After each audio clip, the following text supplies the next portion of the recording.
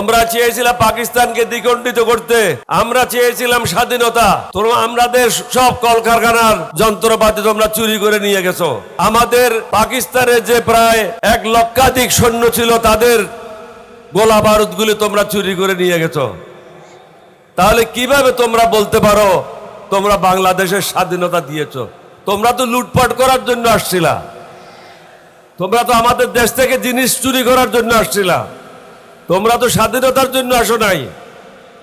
মুক্তিযুদ্ধরাই যুদ্ধ করেছিল, তোমরা আসছিলা মাল কামানোর জন্য। আপনাদেরকে অনুরোধ করব, দেশকে যদি সঠিক পথে নিতে চান আরো কোরবানি দেওয়ার জন্য প্রস্তুত হতে হবে। আমরা 11 দলীয় ঐক্য জোট কি চেয়েছিলাম?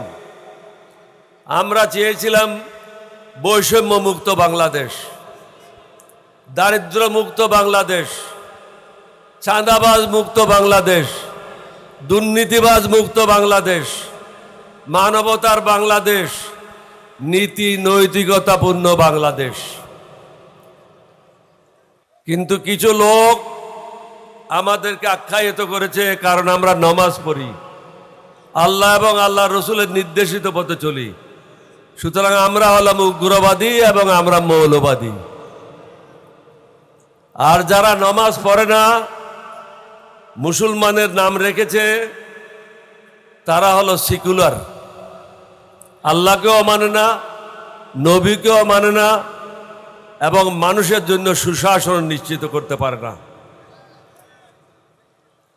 অত্যন্ত সুকৌশলে 11 দলীয় ঐক্য জোটকে ক্ষমতা থেকে বের রেখেছে।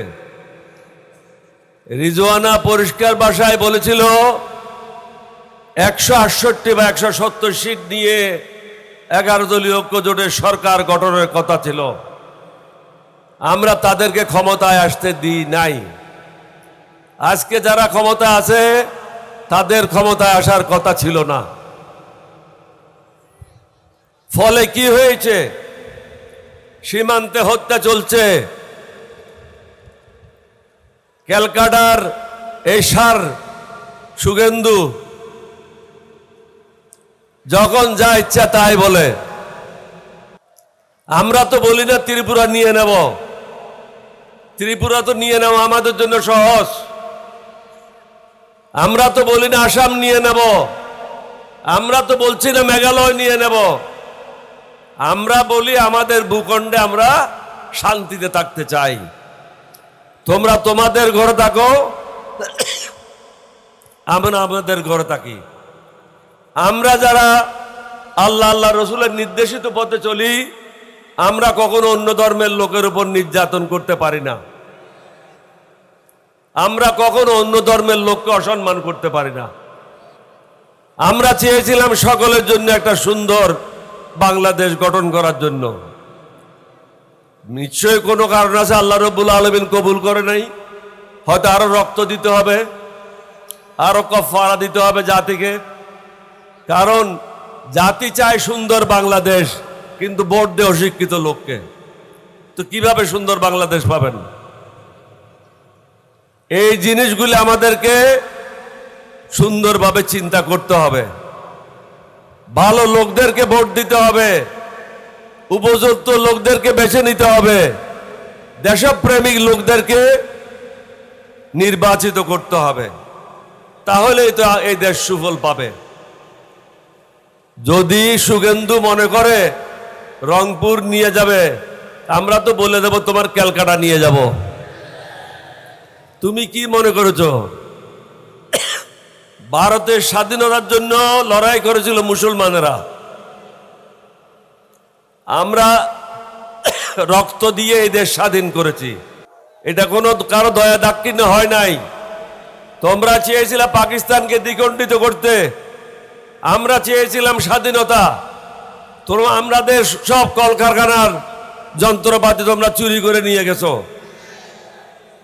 আমাদের পাকিস্তানের যে প্রায় 1 লক্ষাধিক সৈন্য ছিল তাদের গোলা বারুদগুলি তোমরা চুরি করে নিয়ে গেছো। তাহলে কিভাবে তোমরা বলতে পারো তোমরা বাংলাদেশের স্বাধীনতা দিয়েছো? তোমরা তো লুটপাট করার জন্য আসছিলা, তোমরা তো আমাদের দেশ থেকে জিনিস চুরি করার জন্য আসছিলা, তোমরা তো স্বাধীনতার জন্য আসো নাই, মুক্তিযুদ্ধরাই যুদ্ধ করেছিল, তোমরা আসছিলাম মাল কামানোর জন্য। আপনাদেরকে অনুরোধ করব, দেশকে যদি সঠিক পথে নিতে চান আরো কোরবানি দেওয়ার জন্য প্রস্তুত হতে হবে। এখন দেশ ঠিক পথে নাই, মানবতা নাই, নীতি নৈতিকতা নাই। এটা একটা ভারত প্রতিবেশী দেশ হিসেবে অত্যন্ত সুপরিকল্পিতভাবে নীতি নৈতিকতা এবং সুশাসন ধ্বংস করে দিয়েছে। একটা জাতিকে যদি ধ্বংস করতে হয় তার ধর্মকে ধ্বংস করতে হবে, নীতি নৈতিকতাকে ধ্বংস করতে হবে, জাতিকে দুর্নীতিগ্রস্ত করতে হবে। হাসিনা অত্যন্ত সুন্দরভাবে সবাইকে দুর্নীতিগ্রস্ত করেছিল, অত্যন্ত অহংকারের সাথে বলেছিল আমার পিয়নেরও 400 কোটি টাকা আছে, এবং সে হেলিকপ্টারে চড়ে বেড়ায়। তুমি একজন প্রধানমন্ত্রী হইয়া এটা কিভাবে বলো? তাহলে তুমি নিজে চুরি করার জন্য সুযোগ দিয়েছ, নিজেও চুরি করেছ, সবাইকে চুরি করার জন্য সুযোগ দিয়েছ। আজকে বিশেষ করে আমরা আপনাদের কাছে কেন আসলাম? আমরা এসেছি সকলে মিলে, আপনারা ভোট দিয়েছেন, দেশে কিছু সংস্কার আনতে হবে।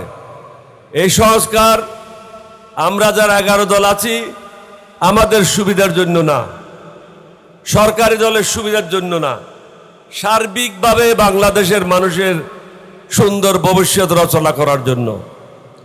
আমরা চেয়েছি আগামী দিনে যেন কেউ স্বৈরাচারী না হয়, আগামী দিনে যেন কেউ ক্ষমতা কুক্ষিগত করতে না পারে, বিচারক যেমন তার আদেশে বিচার না করে। এখন কি হচ্ছে? বিচারককে বলে দেয় একে জামিন দাও, একে ছেড়ে দাও, একে বন্ধ করো। এটাই তো চলছে। বড় বড় দাগি আসামিরা, বিএনপির উকিলেরা তাদেরকে জেল থেকে বের করেছে, এটা তো রেকর্ড আছে, এটা তো আমার কথা না। তাহলে তারা কি চায়? দেশটাকে আবার ধ্বংসের দিকে ঠেলে দিতে চায়। আইন শৃঙ্খলা মোটেও ভালো না, দ্রব্যমূল্যের ঊর্ধ্বগতি, আপনাদের পকেটে পয়সা নাই, বেকার সমস্যা বৃদ্ধি পাচ্ছে, আপনাদের ছেলেদের ভবিষ্যৎ অন্ধকার। সেই অন্ধকার থেকে আলোর পথে আসার জন্য আমাদেরকে পুনরায় জাতি হিসাবে ঐক্যবদ্ধ হতে হবে। এবং ডক্টর শফিকুর রহমান সাহেবকে অনুরোধ করব, একটা নির্দিষ্ট গোল নিয়ে আমাদেরকে এগিয়ে নিয়ে যান, সমাপ্তির দিকে নিয়ে যান। প্রথম রাউন্ড ঠিক আছে, গণসংযোগ করার প্রয়োজন, জনগণকে সম্পৃক্ততা করা প্রয়োজন, সেটা আমরা সফলভাবে করতে সক্ষম হয়েছি। এখন প্রয়োজন হলো যারা অন্যায় করছে তাদের বিরুদ্ধে অবস্থান নেওয়া, সুস্পষ্টভাবে অবস্থান নিতে হবে। আপনারা কি আমার সাথে একমত? শফিকুর রহমান সাহেব দেখলেন তোরা একমত, এখন আপনাকে সিদ্ধান্ত নিতে হবে। আপনাদেরকে কষ্ট দিতে চাই না, অনেক রোদের মধ্যে বসে আছেন, আমাদের মধ্যে তো আংশিক রোদ আংশিক ছায়া আছে, মোটামুটি ভালো অবস্থানে আছি। আপনারা অনেক কষ্ট করেছেন, আল্লাহ আপনাদের ভালো করুক। আমাদের জন্য দোয়া করবেন, আমরাও দোয়া করব, সবাই মিলে যেন একটা সুন্দর বাংলাদেশ গঠন করতে পারি, সেটার জন্য আল্লাহর কাছে দোয়া করবেন। এটা একটা বিশেষ মাস, মুসলমানদের জন্য প্রথম মাস। আমাদের জন্য কিন্তু জানুয়ারি প্রথম মাস না, আমাদের জন্য বৈশাখ মাস প্রথম মাস না। একটা হলো ইংরেজদের আর একটা হলো মুঘলদের। মুসলমানদের জন্য হলো মহরম। আমরা এই মহরম মাসে প্রবেশ করেছি, সুতরাং এখানে আপনাকে নতুন উদ্যমে মুভমেন্ট শুরু করতে হবে। যদি সংস্কার এমনি না মানে, জোর করে মানায় নিতে হবে, ছেড়ে দিলে হবে না। আমাদের দেশে একটা কথা বলে, এটা খারাপ কিছু মনে করেন না, বলে ছাগল যদি ধরতে হয় প্রস্রাব করার সময় ধরতে হবে, প্রস্রাব করা সারলে ছাগল দৌড়তে শুরু করে। এখন ওই সময়, এটা উপযুক্ত সময়, এখন ওই ধরেন। চারিদিকে অশান্তি,